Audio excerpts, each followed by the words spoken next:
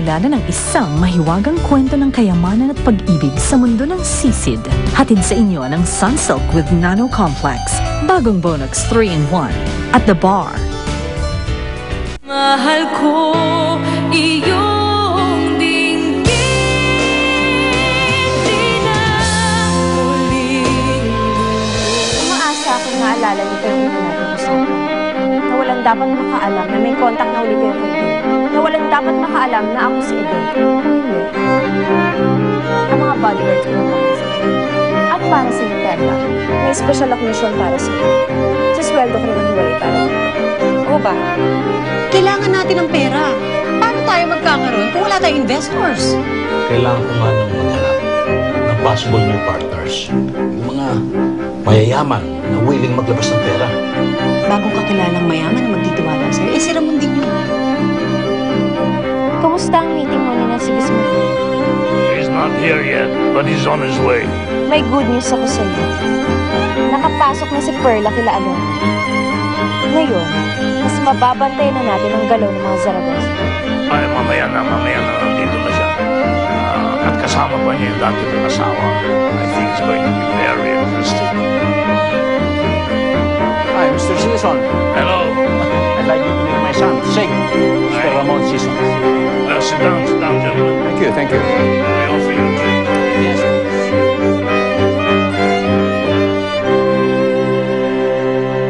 Ano ginagawa niyo dyan, Chang? Pinaglilinis lang ako ng banyo dito ni Eden eh. Madam Pearl. Ano ka ba? Simula ngayon, Madam Pearl lang itawag mo sa kanya. Tsaka pwede ba? Siya na ang amo natin ngayon, Frida. Kaya sundin mo na lang kung anong mga gusto niya. Kumbling ka pa ng kumbling dyan, tukod dyan sa panyo na yan. Ako nga ako nandito ako sa loob ng kulungan ng aso naglilinis. Hanggang kailan ba natin gagawin ito? Kung hanggang kailan gusto ni Madam. Sundin na lang natin siya at siya na ang amo natin ngayon. Oo talaga. Ginagawa nga niya tayong katulong eh. Pwede ba, Frida?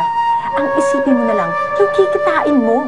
Aba, malay mo bigyan tayo ng mas malaking trabaho nun. Di mas malaking kikitain natin nun kung magkataon. Hoy! Ikaw, akala ko ba trabaho ng pinuntang mo dito? Bakit telebabad ka ng telebabad? Ay, ma'am, Frida, may tinatanong lang. Wala akong pakialam. Tapusin mo na yung trabaho mo. Linisin mo lahat ng dumi dyan, di chismis ka ng chismis. Baba mo na yan. Sige na, Frida. Lilinis pa ako ng kulungan ng aso eh. May tama na yan. Ibaba mo na yung telepono. Linisin mo lahat ng dumi dyan. Chismis ka ng chismis dyan. Baba mo nga.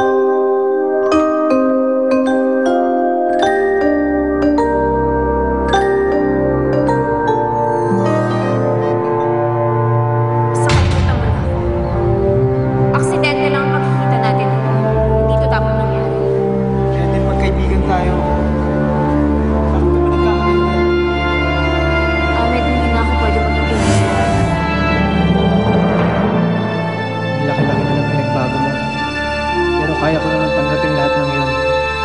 Pwera lang ang sinabi mong kalimutan na kita. Hindi ko magagawa yun, Eden. Kung nung wala ka, hindi ka nawalay sa isip ko.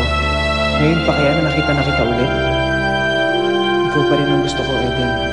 Ikaw pa rin.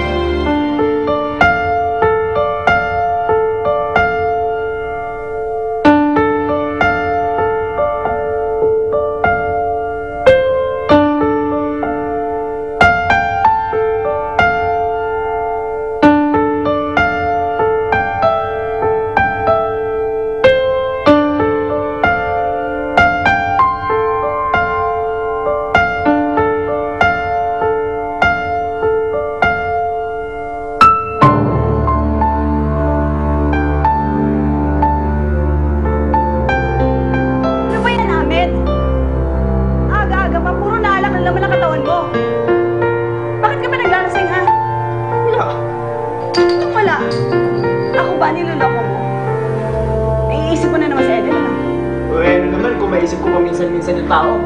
Alam mo namang importante sa akin yun, di ba? Tigilan mo na nga pag-ilusyon sa babaeng yun, Ahmed. Kahit anong gawin mo, wala ka ng pag-asa doon. Dahil may iba nang nagmamayari sa kanya. Bakit, Frida?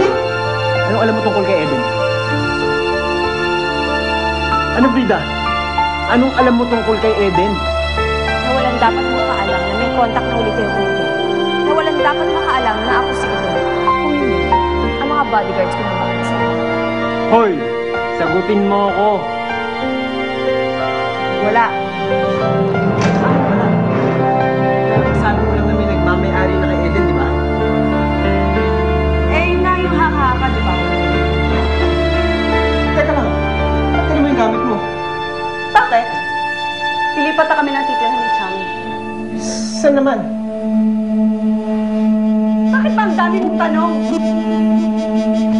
Para naman may pakialam ka talaga sa akin. Eh, wala naman, di ba? Love yung akin, ha? Pero si Eden naman ang pinapangarap mo.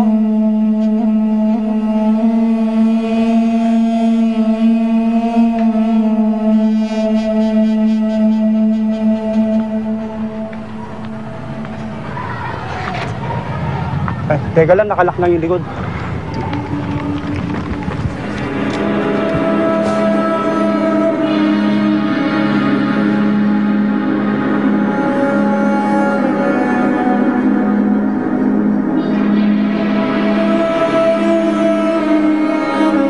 Eden?